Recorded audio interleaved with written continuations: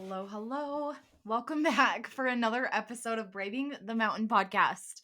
I feel like I sing hello every episode, so trying to work on that. But today I wanted to talk about how to find out what you need, how to discover what you need or what you want, even because I feel like a lot of times, part of my journey was I completely lost myself in motherhood. I lost myself in making sure everyone else's needs were taken care of, and I put myself up on a shelf. I tucked away my dreams. I tucked away any goals that I had and any desires and wishes. And I just got to work making sure everyone else was happy and taken care of. And something that I came to realize was that as I dove in wholeheartedly into taking care of everybody else, I was starting to become resentful toward the people that I was taking care of. And that was no fault to them. That was me falling into believing what society deems normal for motherhood. Society portrays the mom and the woman as a person who is taking care of everyone else, who is on a hot mess, chaos train, never gets a shower before noon, doesn't eat a warm meal, and all of that. And I fell into the trap of believing that whole vibe. And I just didn't think that my dreams were possible with kids. I just needed to be a mom. I needed to raise good humans and make sure that they were all taken care of. And I needed to pack up my husband's lunches every morning so that he was just always happy and would stay around. And that is just not the case. And we really need to stop buying into what movies portray as motherhood because it doesn't have to feel like shit all the time. We do not have to be overwhelmed, but we have to decide, right? I talked about this earlier this month. We get to decide how we want our life to look, how we want it to feel, and how we want to show up as a mom. And to do that, we have to stop falling victim to our circumstance and we have to get out of the mode of want, of well, that would be really nice, but that's just not for me. Or I'm just not as successful as her. Or my husband doesn't make as much money as hers. Or she just has it all together and I just don't. It's like, what stories are you choosing to believe?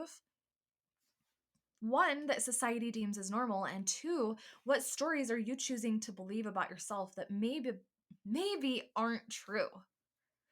Really think about that. Have you been taught growing up? This is my case, is I've been taught the mom is the nurturer. She cooks dinner and she cleans the house and she takes care of everyone else and she runs us around to all of our sporting activities and that's just what she does. And the dad gets to come home and lay on the couch and watch football and he's gone to work and provided for the family.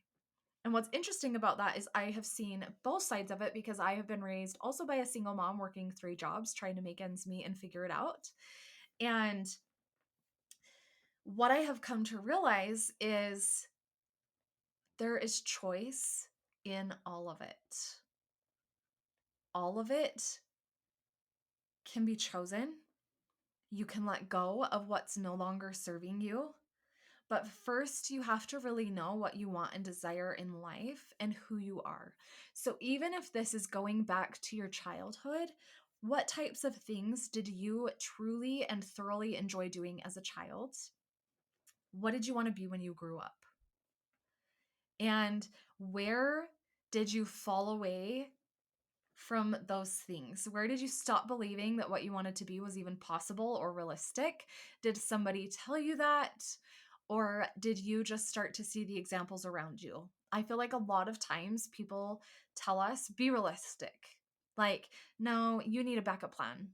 Where are you going to college? What are you going to do to provide for your family? Because I don't think that that's going to be very lucrative. So you get to decide, right? And it took me a really long time to realize this. And when I did, you better believe you're not stopping me now because I am absolutely doing what I freaking love. I love teaching other moms how to create lives they love with kids in tow, how to stop shooting on yourself. Because ultimately, what you're doing when you fall under those societal norms and you take them on as truth, and you start creating those same patterns in your life that you didn't like seeing growing up, you're shitting on yourself. You are not creating life for you, and you are not deciding what kind of life you want to live. So, I want to just give you like a few tactical, tangible tips and like action steps that you can do today to really start thinking about what you want and the kind of life that you want to create. And so, the first one is really getting an aerial view of your life. What parts of your life feel really good right now? And what parts of your life feel really bad right now? Or would you like, maybe they feel overwhelming, or you'd like to do something differently, but you haven't dared because you don't know what your mom might say or what your friends might think. Like, really think about what isn't feeling good. What have you been wanting to change, but have been too afraid to? For me, it was like leaving the church that I was raised in. That's a whole other beast to tackle. But what are some of those things that you're like, oh, I would love to do this a little differently, but I don't know if I dare. Like, what's Susie gonna think down the street? Or what are my friends gonna think at our next park date if you do those?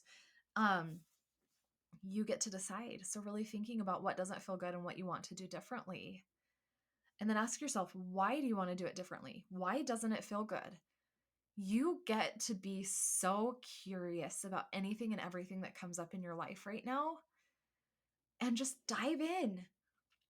When you put your brain on a mission to find answers for you, you better believe it's not going to stop until it finds those answers. And so asking yourself maybe like, why doesn't this feel good? Or why does this feel good?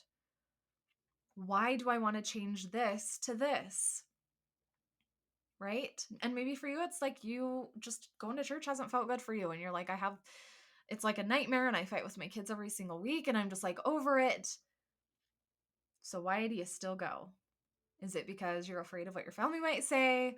Or is there like truly a deeper reason why you're choosing to stay and it's for you, but it just doesn't feel good? Like, you get to decide. And then really think about, what do you want your life to look like? What do you want it to feel like?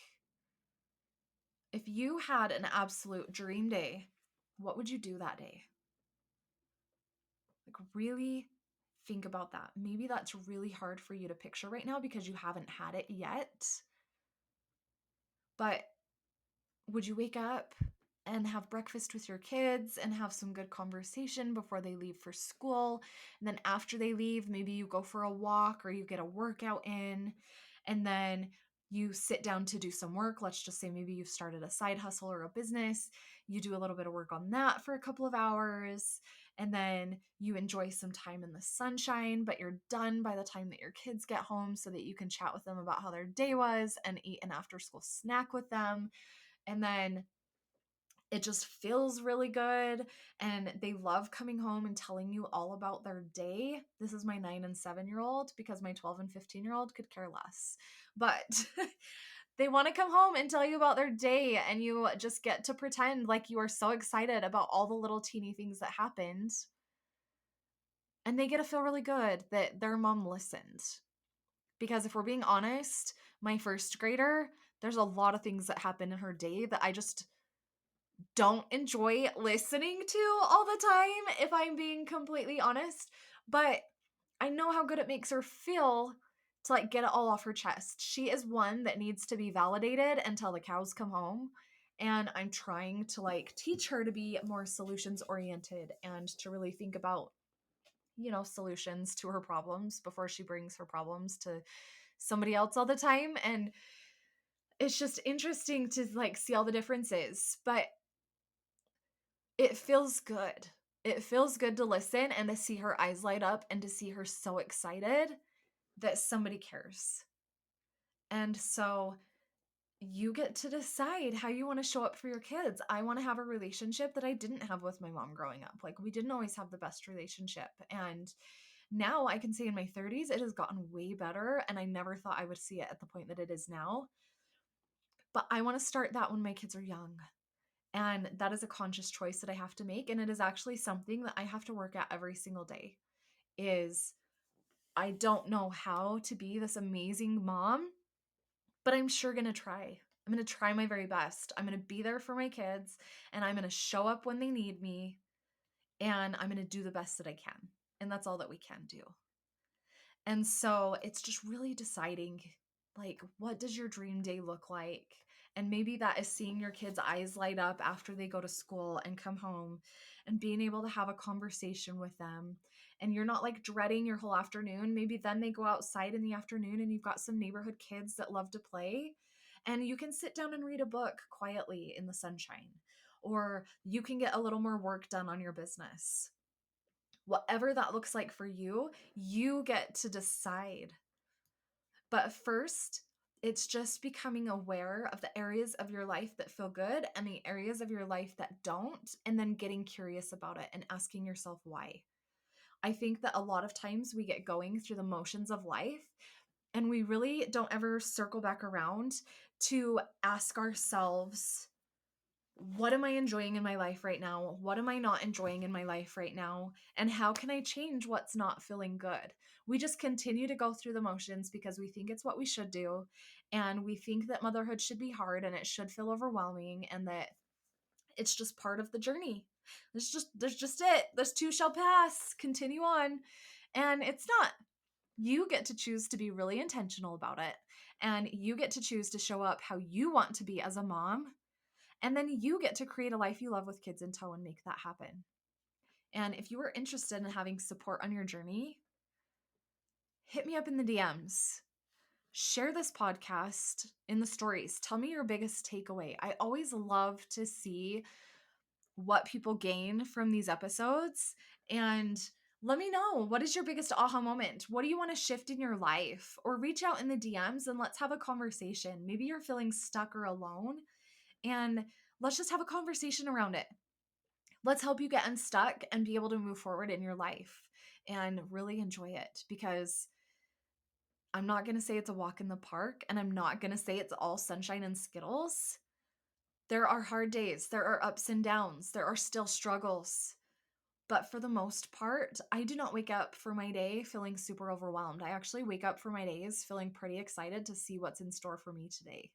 And I want that for you too. So hit me up in the DMs, Amanda Clark Studios on Instagram. Send me an email, share this podcast, tag me in it, whatever you feel like. I would love to hear your biggest takeaways, your biggest aha moments, or something that you may have learned of yourself. I feel like a lot of times I learn a lot about myself by listening to other people's stories and other people's journeys. Let me know what you learned about yourself. Any of it. Share it, and I will talk to you next time.